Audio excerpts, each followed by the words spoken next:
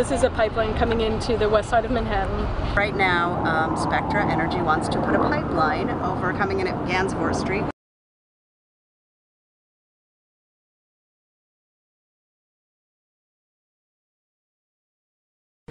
Hello everyone, I'm here to comment on the recent presentation by the people from Spectra.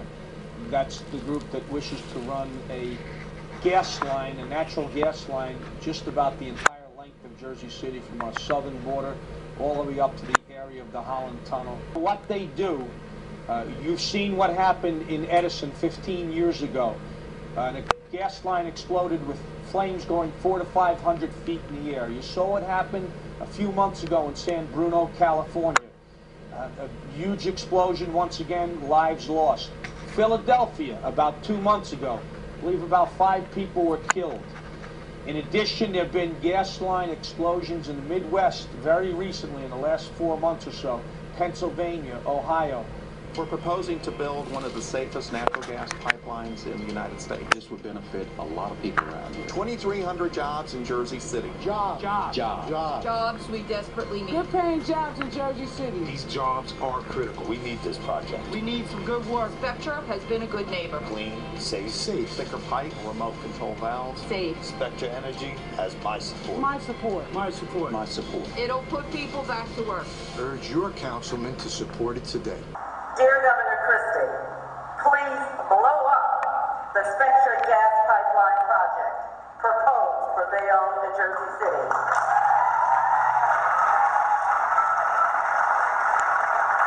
Before it actually blows up our towns. A crew, we understand, was digging in that area, installing some power lines when they struck that gas line. 3 people have been killed, 6 people were taken to area hospitals, and up to 3 more may still be missing at this hour.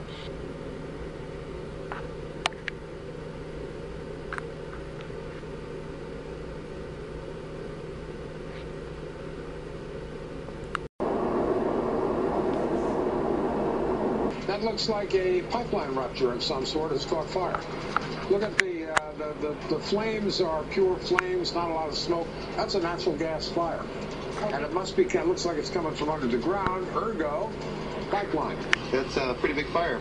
I see a lot of people driving down there to take a look at it. Smoke blowing up out of this fire right now. We understand that there were some pipeline crews that were installing an underground, I believe it's a gas pipeline.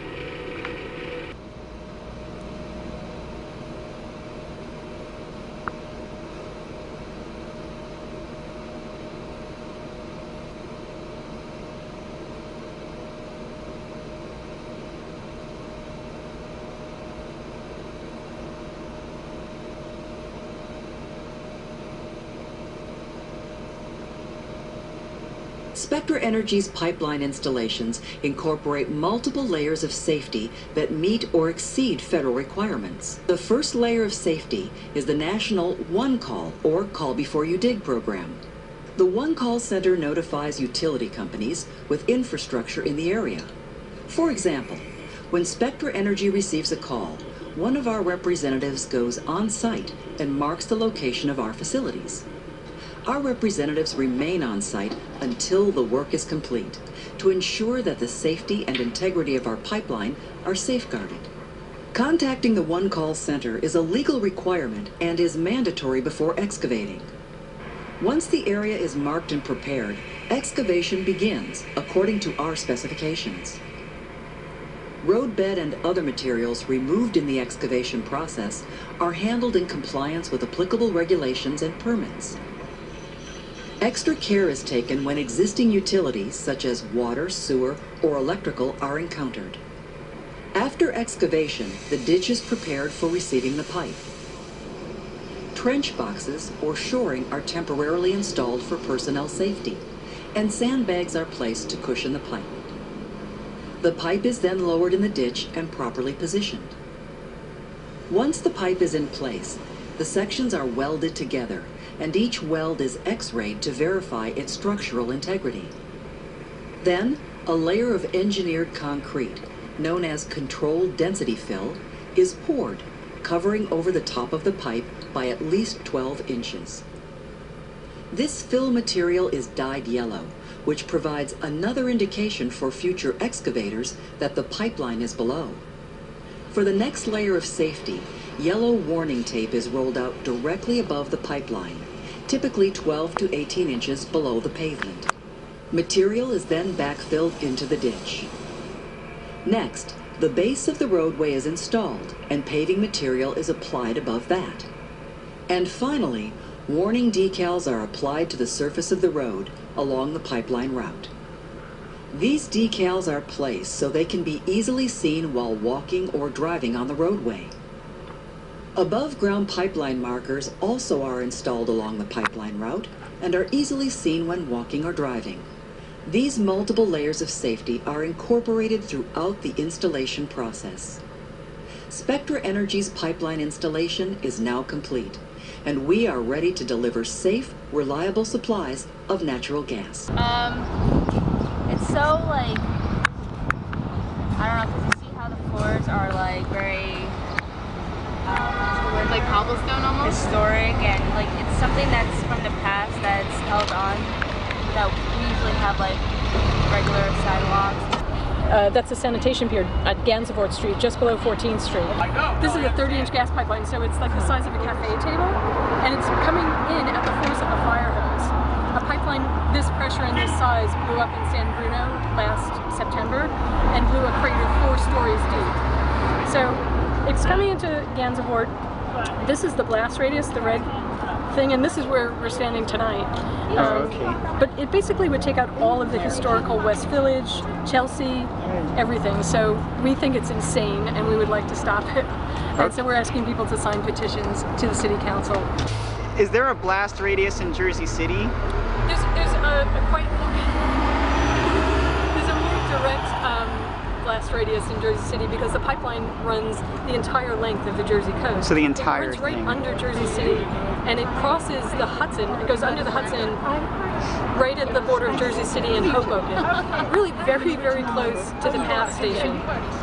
Oh yeah. It goes by nursery schools, hospitals. It also crosses near industrial chemical plants. So imagine the pipeline blowing up, then blowing up the chemical plants, and that's just across the river. You know, that's just going to waft all over us, over Brooklyn, over Staten Island.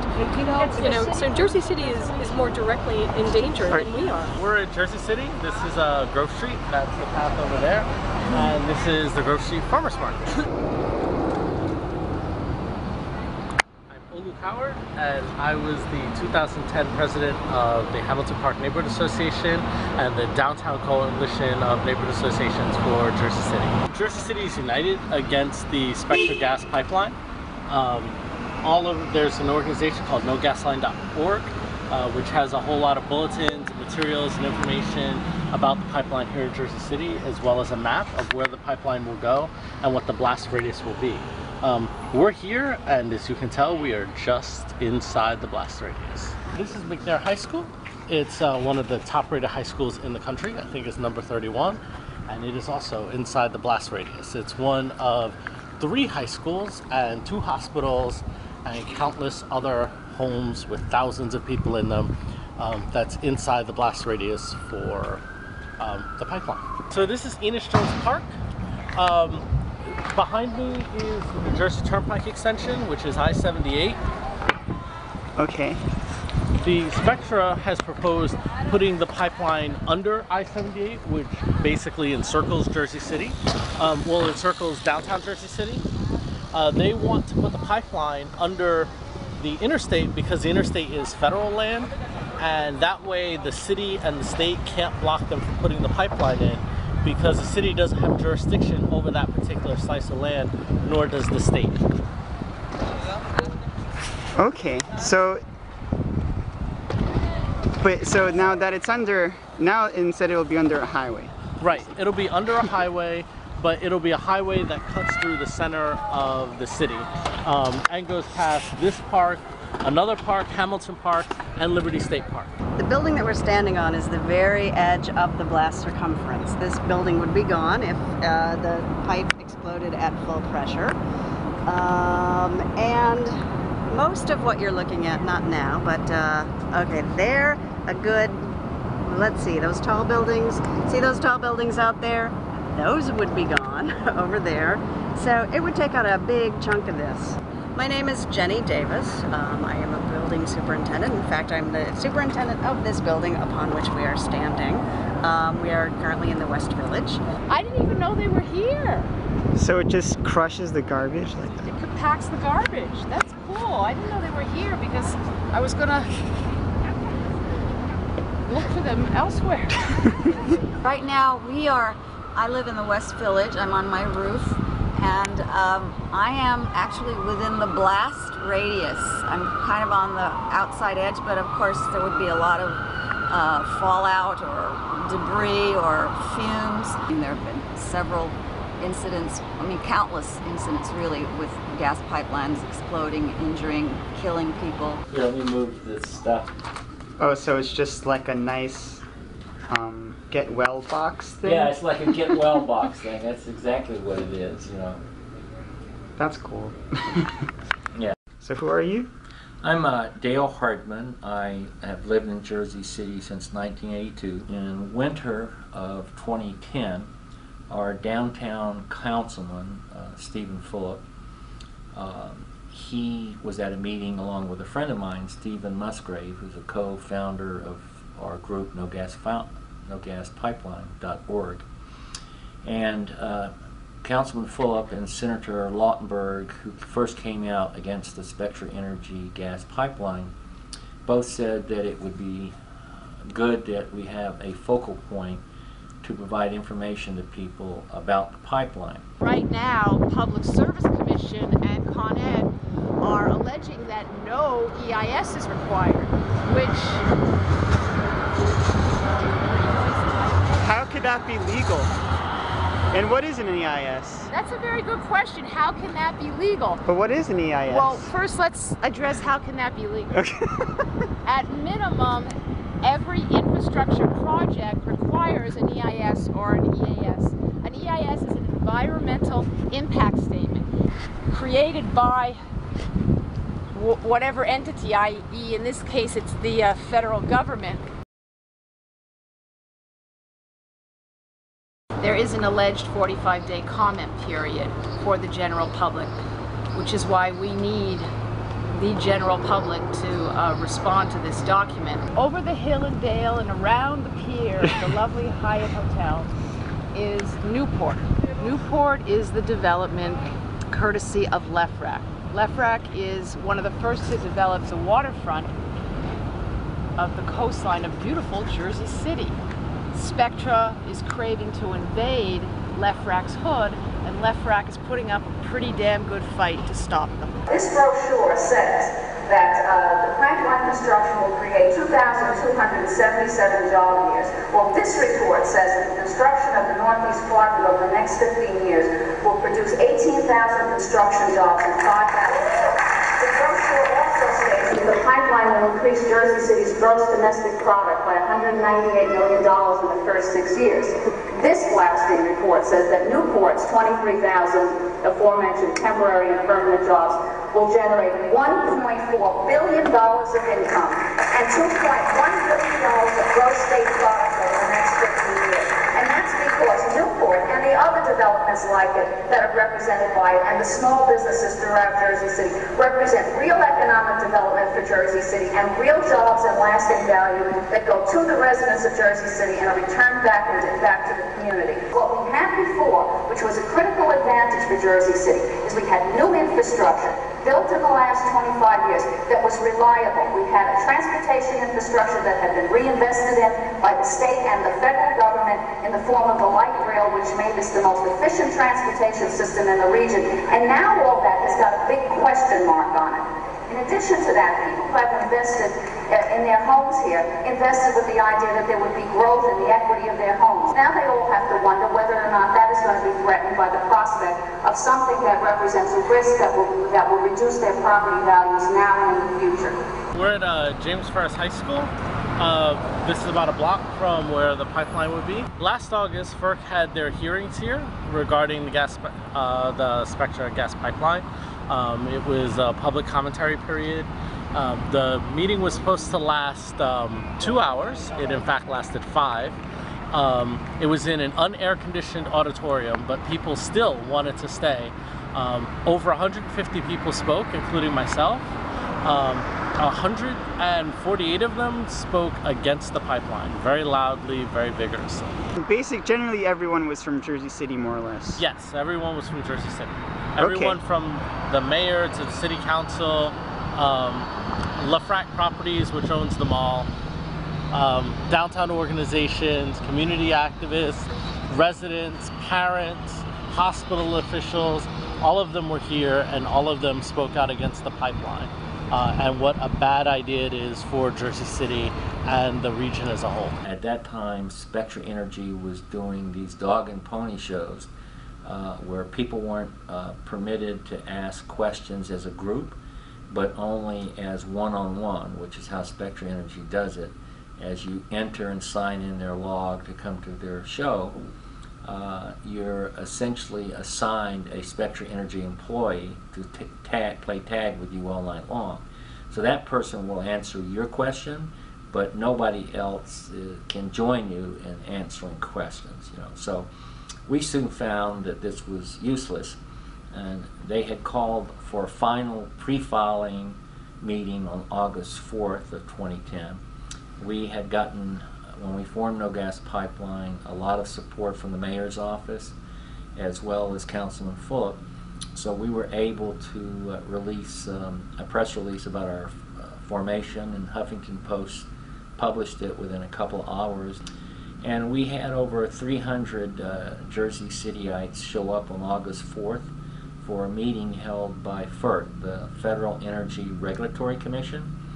And FERC's role in this is that they actually decide on approval or disapproval of any pipeline that goes through interstate. So they have a meeting, and just like Spectra Energy, they don't allow people to ask questions either. So it was kind of frustrating, but everybody got up to make their own comments, including our mayor, Mayor Jeremiah Healy, a significant number of councilmen, including Councilman Fulop, Councilman Sotolano. The intervenor process was the second federal process that the public was alerted to. The first was in January of this year. The first was in August of 2010. Those were Federal Energy Regulatory Commission scoping hearings. That's where Bloomberg was supposed to alert Manhattan. So there were two hearings? There was a hearing in Manhattan, Staten Island, Jersey City, and Bayonne. The biggest audience draw was Jersey City. Okay. There was approximately a little over 300 folks in an auditorium of a school that FERC rented on a very hot early August evening, over 90 degrees, high humidity, and no AC in the auditorium. But Jersey City kept Spectra and FERC and everyone else on their side in that room, schwitzing away. Were there from 6 in the evening to past 11 p.m. It was a incredible heat in August, and the air conditioner was either turned off or broken down, and you sort of got the feeling that this was purposeful, to drive people away. But people maintained being there no matter where they were on the list to speak for hours on end. The one in New York, were there any city council members there? No. I dropped by that meeting just to see who would show up, and there were a lot of Spectra peeps. There were some press people for Spectra, there were FERC peoples, and there were 2 reporters and a few residents. A few residents. Meaning maybe 2. When people signed up as interveners, that gave them the power to sue the FERC? That's correct. When that happened in January. When we made people aware of the pipeline that's coming, around 500 people that we talked to objected unanimously or had serious concerns. By contrast, only about 25 individuals and companies were in favor of the pipeline, and those were all energy companies. The people who were against it included churches, community boards, small businesses, developers, representatives of the city government here in New York City, as well as in various municipalities around New Jersey. All these people have serious concerns about the pipeline. Only one individual actually filed in favor, Everyone else filed against. That gives the general public the power, if necessary, to go to federal court. But in reality, the majority of the general public doesn't have the ability to pay for qualified lawyers. And that's why, that's one of SaintEnergyProject.org's purposes, is to edify people how they can go to court if they need to go to court. Oh, okay. All right, so if you go to SaintEnergyProject.org, you can figure out how to be a court goer Well, that in this information particular is issue. not yet on the website. It's up. Okay. It's up and coming. About 3/4 of the people that registered as interveners are in New Jersey, which is understandable because most of the pipeline's in New Jersey. The interveners can sue. What does it mean for people who, for it's too late to be an intervener? They can be part of groups like SaintEnergyProject.org, in New York like NoGasPipeline.org, in Jersey City. But what will it mean to testify or to even write letters, and who are people talking to? What power does it have? Right now, the comment period for FERC is still available online. Right. People can take the docket number. And will FERC listen to anybody? We highly doubt that they will listen. Do they have the ultimate authority over it? They have the ultimate authority at this point. But what supersedes that is those who can go to federal court and sue if FERC makes the wrong decision that doesn't support our health and environmental sustainability. Did a lot of people in Jersey City register as interveners? Yes. All the downtown neighborhood associations sent it to their members, which is like 7,000 or 8,000 people, and a lot of people signed up as interveners, including yours truly. We hope that our comments make a difference. FERC has a record of siding with the companies. I think in the past like 20 years, they've gone against a gas company like once or twice. Do you think it's because they're funded by gas companies? Absolutely. I think also you see a lot of people who work for FERC and then go and work for the gas companies and vice versa. Yeah. You would say revolving door. Yes. These meetings were essentially orchestrated by Spectra Energy because they're allowed to orchestrate them as how they choose to do it. They have to have meetings? They have to have public meetings. Whether they have a pre-filing group of meetings or not depends on the type of pipeline they're doing and whether they think they can push it through really quick. Because they knew they were going to meet resistance in Jersey City specifically, and which is interesting because in order to get these different locales to agree to the pipeline coming through, they automatically provide essential revenue of $2 million a year for 20 years. So $40 million is what Jersey City initially turned down. Jersey City and New York City will get money from this project? Oh, sure. That's how these energy industry, these huge public multinational conglomerates approach communities. And in addition to that $40 million, they offered $20 million on top of that, $60 million, to be used for whatever cultural purposes that Jersey City wanted to use it for. Well, Jersey City stood up right away and said, screw you can't buy safety. But of course, the reasons that those monies were turned down is that they're a small pittance relative to the amount of economic value in the property downtown Jersey City. If they were going to give $10 million to JC, they're giving a hell of a lot more to NYC. But we only get a tiny bit of pipeline. They get so much. That's correct. The majority of the infrastructure for this massive beast is in this part of Jersey. We have part of the pipeline in New York City, but I don't think it's known about like that over by us. So like, how did this catch on? How did this explode, so to speak? So Dale Hardman and Stephen Musgrave, they started reaching out to different community leaders. They reached out to myself as president of the neighborhood association. They reached out to the Jersey City government and really started sounding the alarm that this pipeline was proposed and was going to be here in our city. And you know, sometimes when I tell people about the pipeline, they don't really see it as such a, you know, a grave thing. So like, why did people spring into action like that? So the path, well, part of it has to do with our city council person, Stephen Fuller. He grew up in Edison, New Jersey, and was in high school when they had that large explosion, and that really, like, you know, was a very traumatic point in his life. So he immediately started speaking out and agitating against it. Also, there was the gas pipeline explosion in San Bruno in California. So people were really aware, and then they saw the path of the pipeline. Has anything changed since that hearing in August, now that it's almost a year, it's 10 months later or something? So Spectra agreed to meet with the downtown neighborhood associations in December and have a meeting where they were going to, you know, talk to the public. They reached out to the downtown neighborhood associations through their PR agency. And then they backed out when they found out that the meeting was actually being well publicized. I guess they were afraid of actual questions. Then after that, in January, they submitted their final plan where they proposed burying the pipeline deeper. Originally, it was supposed to be about 15 feet under the ground. They proposed putting it 100 feet under the ground, you know, saying that the extra soil would help smother the explosion or something.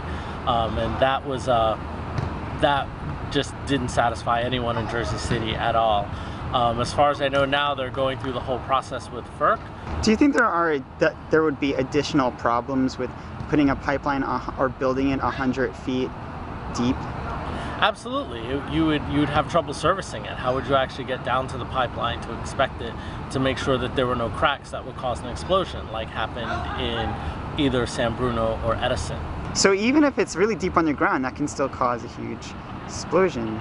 Absolutely. I mean, you're still talking about you know, tons of gas moving with thousands of psi, and now it's so deep that you can't actually inspect it for cracks. Okay. Now, if New York City, if basically the mayor of New York City is, you know, pretty quiet about it, and New York City is pretty quiet and doesn't get involved, do you think Jersey City itself will stop this pipeline? Jersey City is going to do everything possible to stop this pipeline.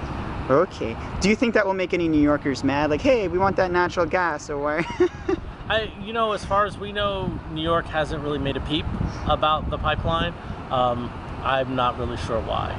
For 38 years in the city of New York, I did infrastructure work, and much of it involved doing gas line installation for Con Edison and Brooklyn Union Gas Company.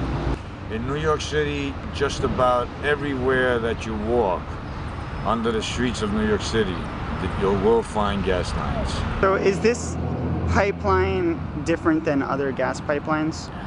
It's a wider diameter and it's higher pressure. It's almost like 800 psi.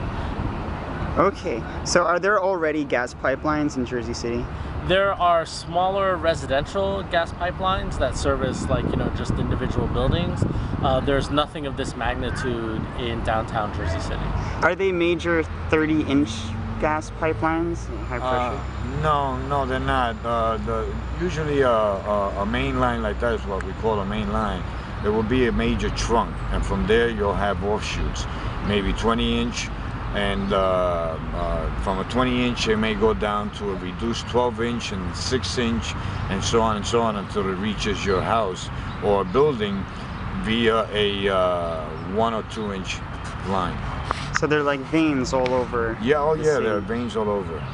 Definitely veins all over. In your experience, have there been major explosions or any kind of explosions from New York City gas pipelines?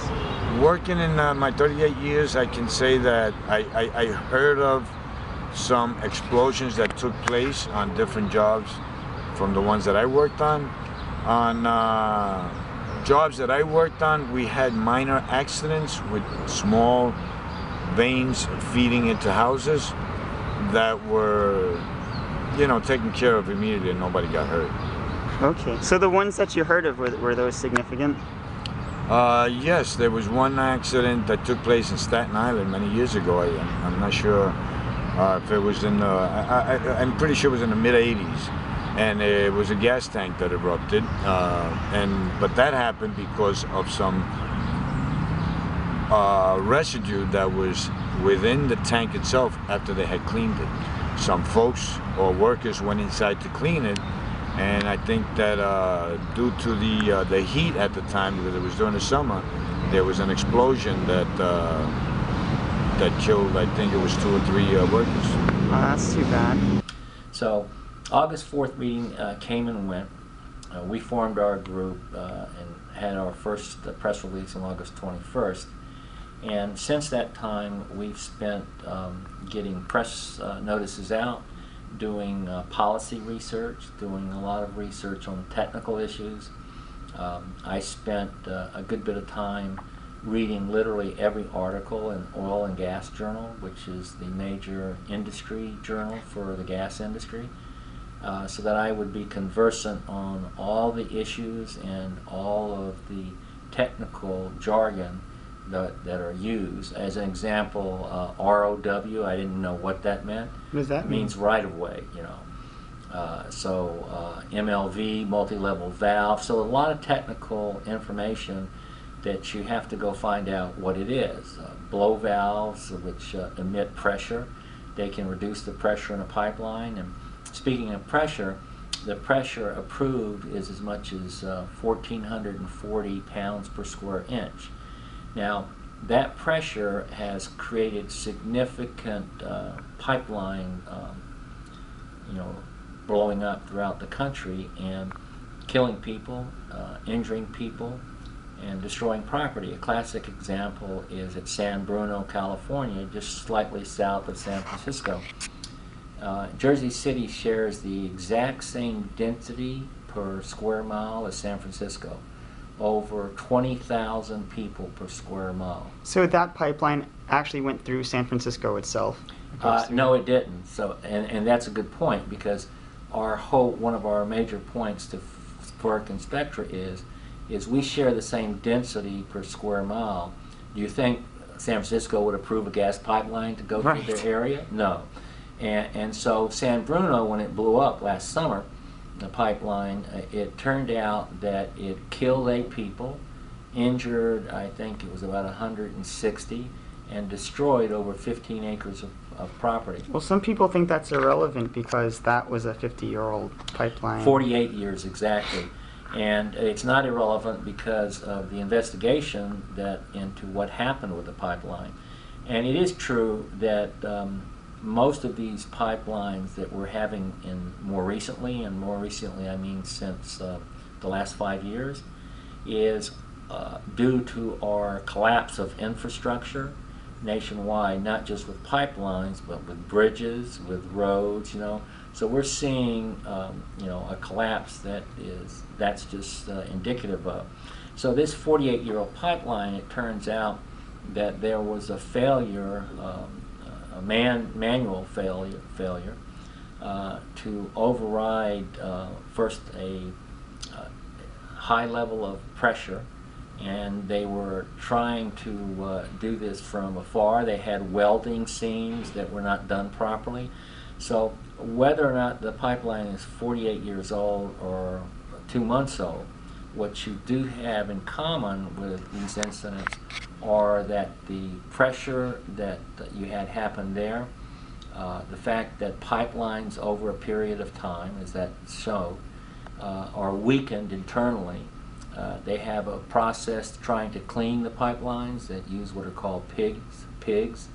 And these pigs travel back and forth inside a pipeline, scraping different material off of the pipeline, but they also take pictures of the pipeline. And people may remember in Alaska that one of the major collapses of the pipelines built back almost 40 years ago were due to seams being improperly made. So welding seams are always a problem because when they put these pipes together, they put them in flatbed trucks. Sometimes they have to make corners and turns, and welding is only as good as the people you employ. So it's one of the reasons they bring in specialists into an area. Do you have any insights on this particular New Jersey New York expansion project, whether or not it'll be safe? Once the gas line is laid on the ground, which is usually laid on sandbags, and then it's backfilled with sand, and then they jet it with water so that the sand compacts around it.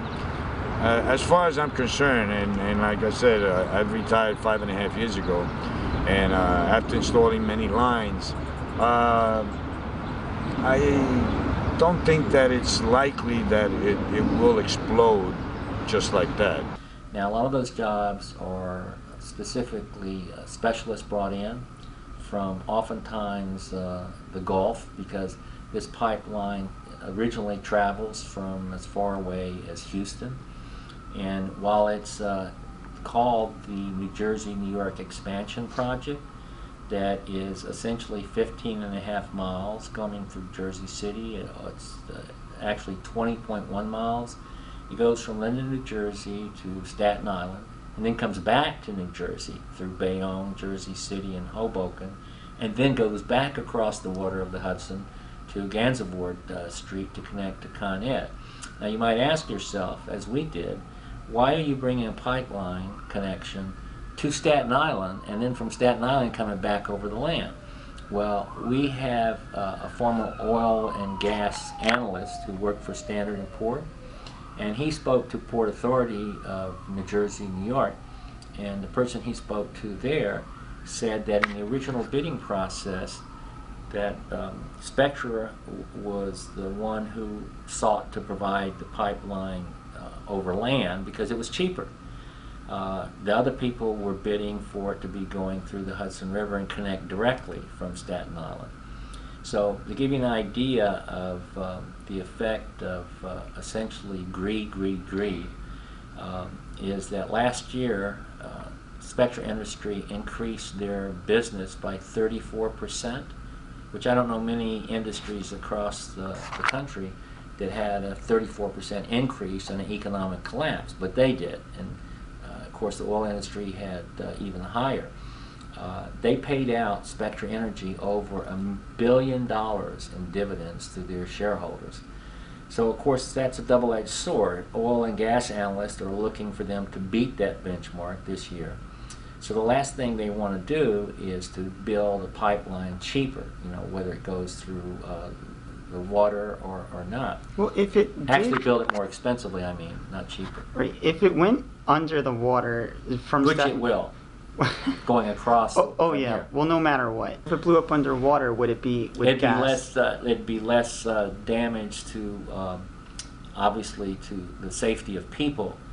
But what about to water life?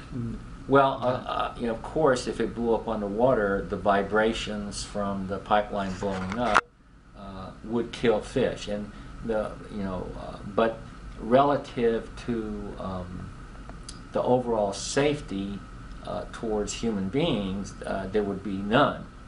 There would be no threat going under the Hudson River. So. But it might be harder to fix because it's underwater. Right? Well, I don't think so. There are pipelines that Spectra Energy has built that go thousands of miles underwater.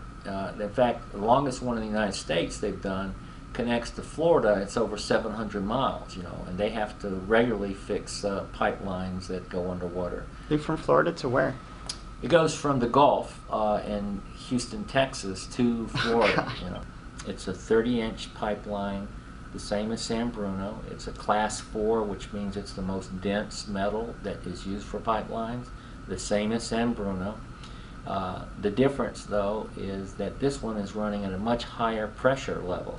Well, it runs at a minimum of 800 psi to as high. So it's at a higher pressure than much higher pressure. Is it thicker? Is it of a thicker? No, as I said, the pipeline itself, they're rated in classes of thickness, and this is a class 4, the same as San Bruno. Oh, so it's not. Which is the thickest that they use for a pipeline. Well, because in all this, the Yes pipeline, it makes it look like it's going to be such a thicker. I think he even says it. The guy, he says it's a thicker. Oh, I've seen it in person, but it's not thicker than what was used in San Bruno. I met with Spectra, as did New Jersey Sierra Club, Food and Water Watch, and several other people.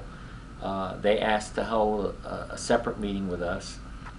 Essentially, the meeting was brought upon by their lobbyist, who's a close friend of Governor Christie, asking us to have the meeting, and we didn't want to appear to be unreasonable, so we said, yes, we're going to listen to what you have to say.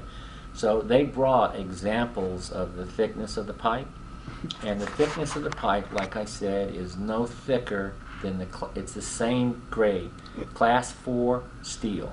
I mentioned before about pigging and how pigging can actually weaken the internal part of the pipe because it scrapes the pipe as well as taking photographs. Oh, so it's supposed to clean the pipe? It's supposed to clean the pipe, and in order to clean the pipe and to remove what are called hydrate crystals.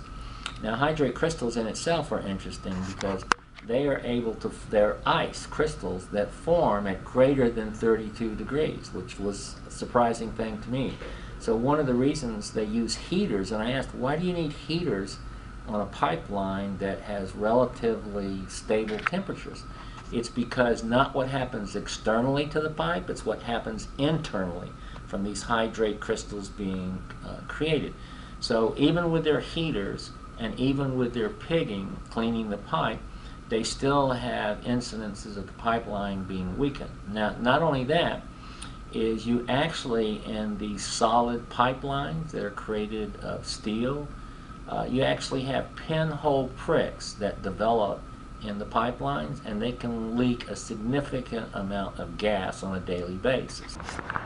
So this is one of Jersey City's elementary schools that we're walking by. As you can tell, it's very, very close to the highway, and therefore it would be very close to the pipeline.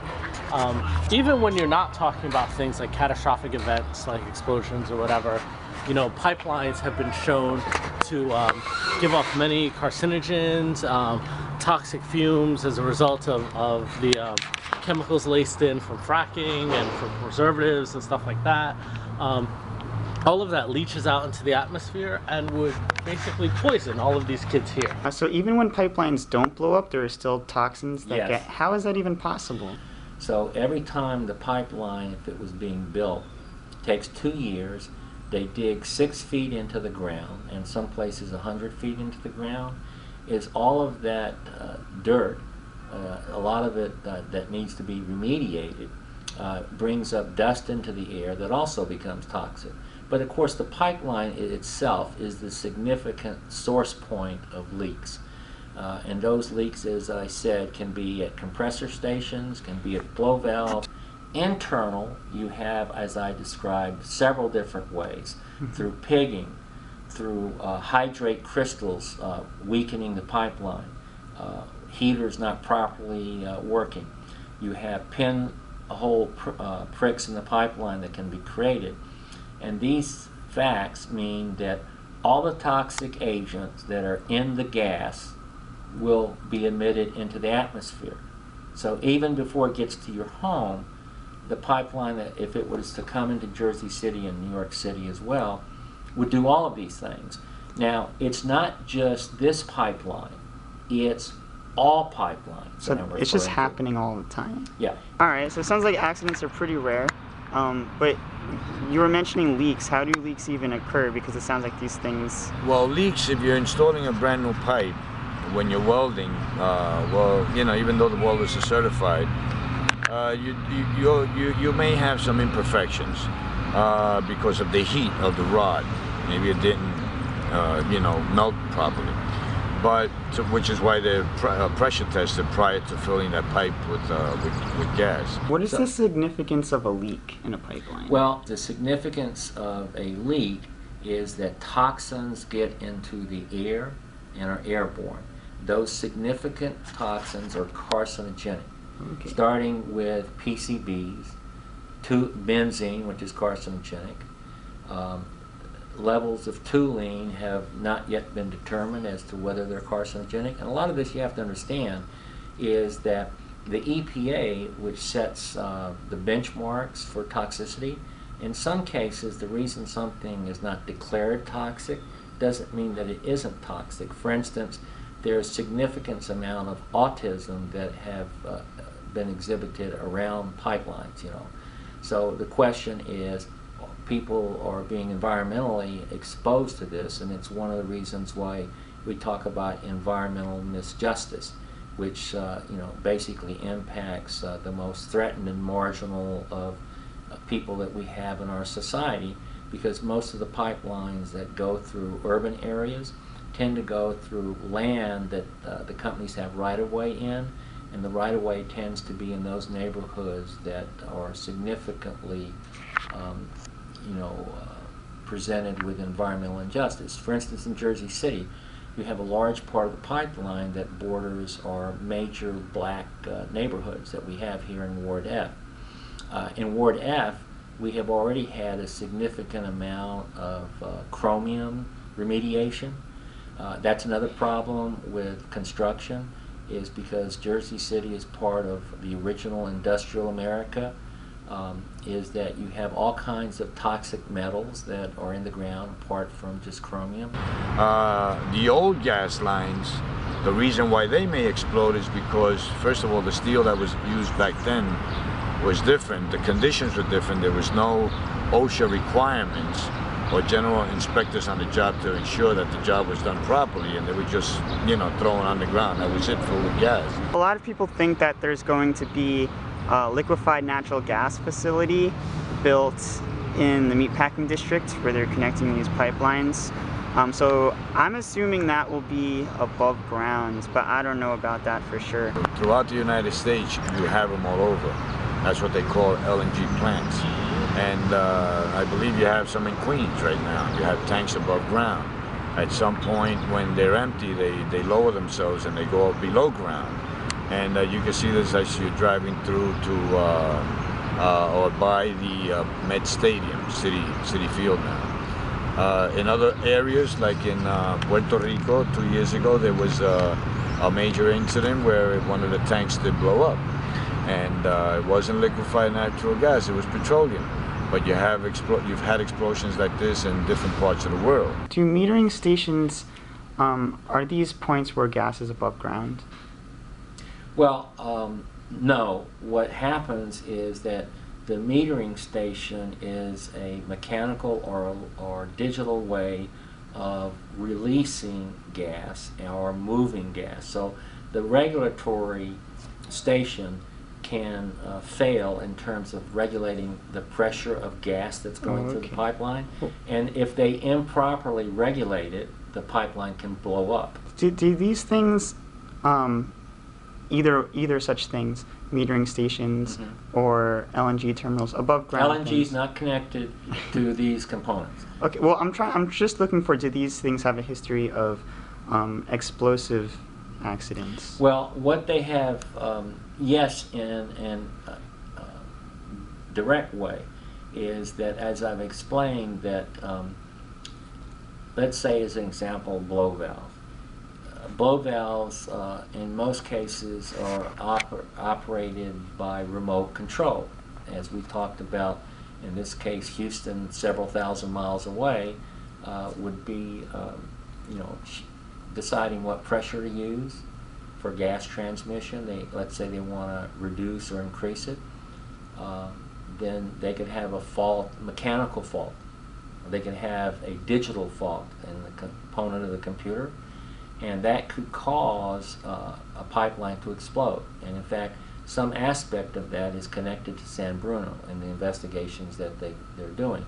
So it's not just mechanical failure of improper welds, it's also digital monitoring of the pressure of a pipeline.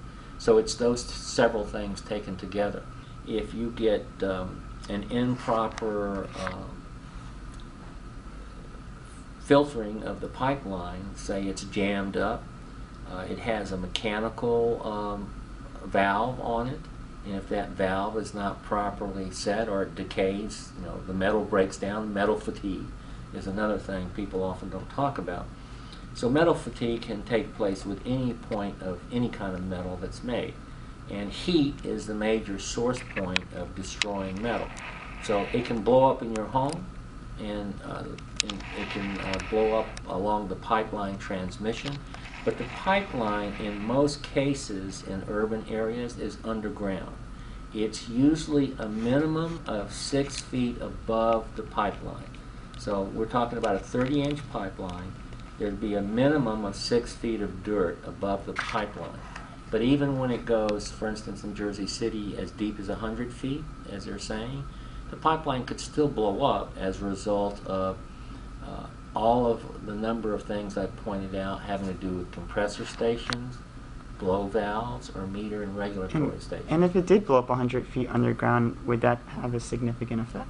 Of course it would, because you're talking about a bomb. The former head of the National Transportation Safety Board has actually used the word bomb in his description of pipelines. He's described it as, we essentially are carrying bombs throughout all the United States.